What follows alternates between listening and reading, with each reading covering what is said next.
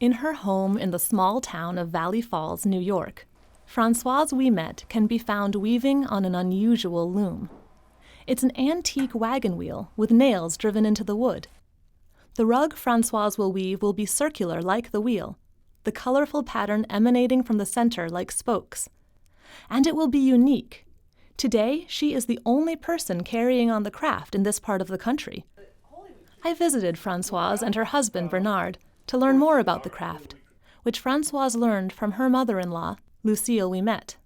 She learned from her aunt, and her aunt learned from her mother. And that's as far back as we can trace it. Bernie tried to do research on it, but couldn't find any research. Because back then, they didn't document things, crafts that they did. They just passed them down from generation to generation. And I feel that we probably have lost various crafts because people don't continue doing them. It's easier to go to a store and buy a rug. The first thing is to get a big wheel, okay? And you take the spokes out and you put nails around it. Now you have to get your main nails to make a cross, and then you make a cross inside. So those 8 nails have to be proportioned, okay? So that when you put your strands on, you have a center. So you make an X, and then you make an X inside of your X, okay? And so I say you have your 8 pieces of pie. And then when you start your weaving strand, you go back to the very first strand that you put on your wagon wheel, and you start from there. Now your weaving strand, you want a nice long strand, because when you're all, that piece is done, you have to sew another piece on, okay? So I like to have a long piece, so I don't have to do so much sewing. And then you do the inserts.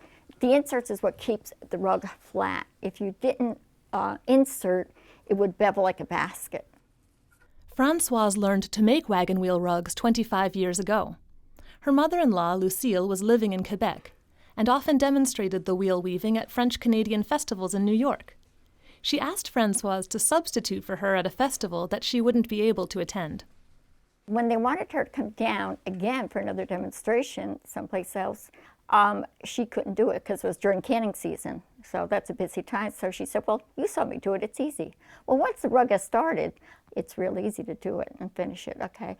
So I did it. Well, then someone else called and wanted a demonstration. So I said to Bernie, we have to go back to Canada. Your mother has to start the rug, which she did do.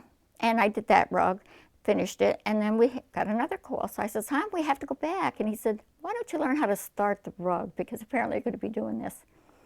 And I've been doing it ever since. When I was taught, you would take old shirts, drapes, curtains, whatever you had. You would cut them into strips. You would sew the strips together, form a ball. And now the next day you're ready to make the rug, because that would take a full day just to prepare your material. During evening, during the winter, the women would do all of these things. They would prepare whatever rags they needed. They would cut them, they would sew them end to end. And then when they had what they needed, they would make a rug. Or they would assemble the pattern for a quilt. Can you tell me about these rugs? Yes, my mother-in-law made both of these rugs here. And you can see the comparison, okay? This is solid material and this is printed. So you can see the difference in the pattern, okay? Also the type of material. When she first taught me, she made the X inside the X like I showed you previously. But we had 3 layers on the original X. But it made it so thick in the center that we would take a hammer and hammer it down to flatten out the center. So now we just use the single strand when we're doing the rug. But you can see the difference in patterns by using different material. Okay. So these were rag rugs that she... Right. They were made out of rags, your old shirts, drapes, curtains, whatever you had that you couldn't make do anymore. Even if they were painted, you still use them because you tucked them underneath or something, okay? Or if there was a stain on it, you didn't worry about it.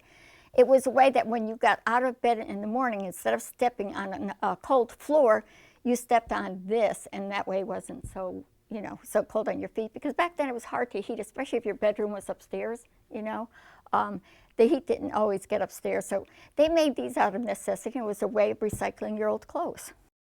After preparing all the materials, Bernard's mother would make a rug in one day while the children were at school.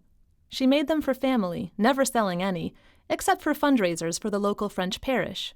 At that time, other French Canadian women also made the rugs, which they would enter in yearly church competitions. Francoise and Bernard both grew up in the mill town of Cohoes, an ethnically rich town filled with Canadian immigrants.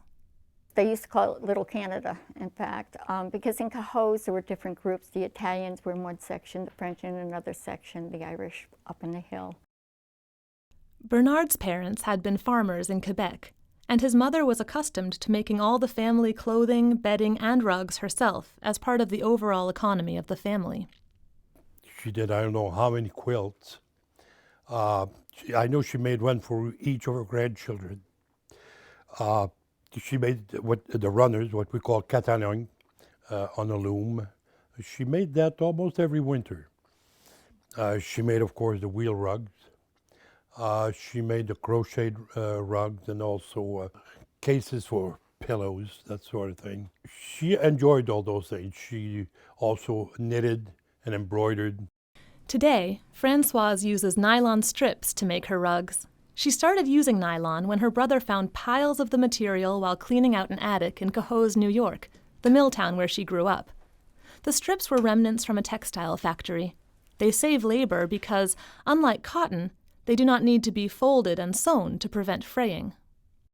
How do you determine your pattern, and how do you choose your colors when you set out to make a rug? Well, sometimes I would make a small one and then see if I liked it and then make a big one like that.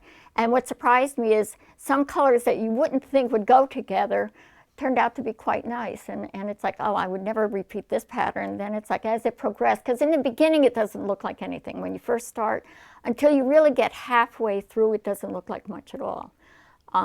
But then, your colors, you always start with a dark color and then go to a light color. And you try to choose colors that complement each other. Now, patterns, when I first started doing it before I had this nylon material, when I went to the store to buy a shirt or something for Bernie, instead of buying a shirt that I thought would look good with his pants, I was buying a shirt that I thought would look nice on the rug eventually as a rag bag. Bernie would go into the closet for a shirt, and it's like it wasn't there. And he'd say, "Where's that shirt?" And I thought, "Oh, I thought it was ready for the rag bag, hon.